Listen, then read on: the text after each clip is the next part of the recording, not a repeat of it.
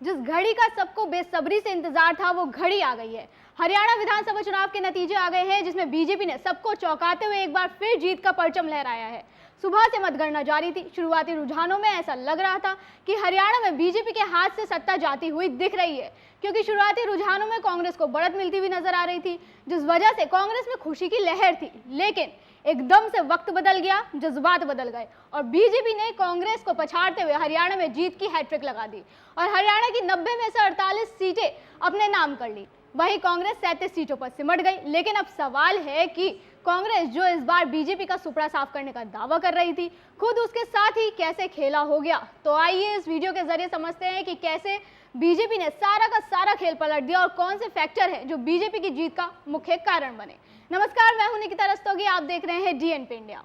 सबसे पहला है बीजेपी का एंटी जाट वोटों के ध्रुवीकरण की रणनीति पर काम करना।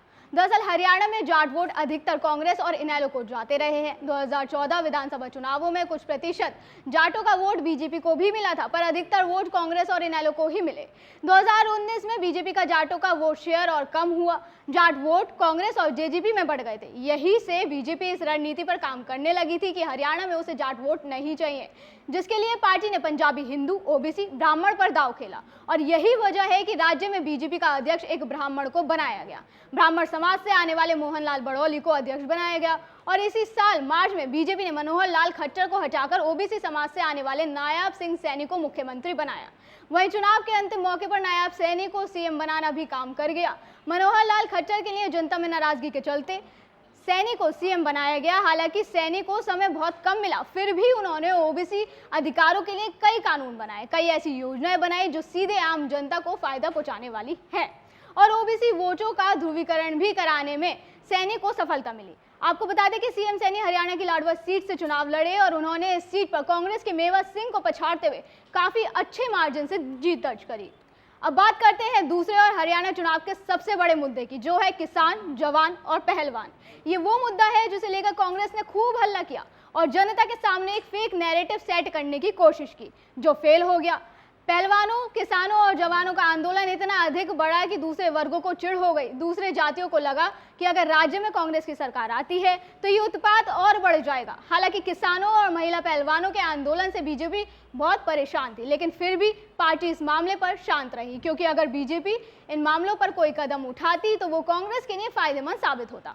इसलिए कहीं ना कहीं बीजेपी की ये शांत रहने वाली रणनीति काम कर गई। वहीं बीजेपी की जीत का एक मुख्य कारण मिर्चपुर गोहाना कांड जैसा मुद्दा भी है। असल में इन चुनावों में दलित वोटों का सबसे अहम रोल हो गया था।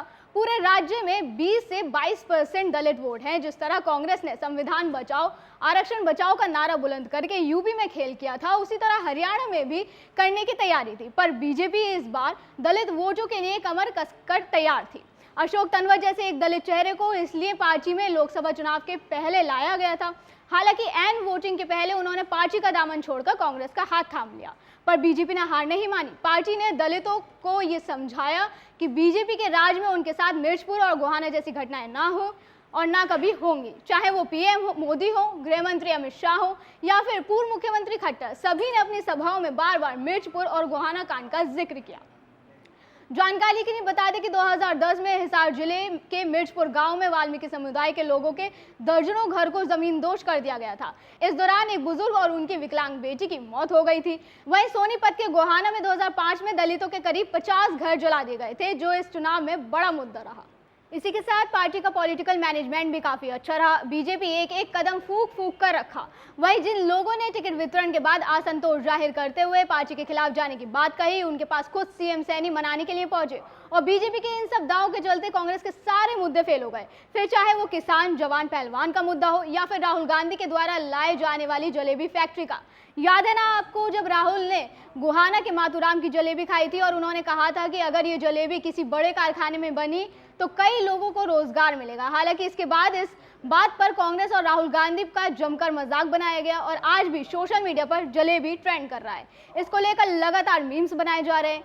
इससे ये साफ हो गया कि नफरत के बाजार में मोहब्बत की दुकान तो नहीं लग पाई, लेकिन सबका साथ सबका विकास का जादू जरूर चल गया और बीजेपी के लिए तीसरी बार लगातार हरियाणा की सत्ता हासिल करना अपने आप में एक बहुत बड़ी कामयाबी है। अभी के लिए इतना ही। आप देखते रहिए डीएनपी इंडिया। नमस्कार।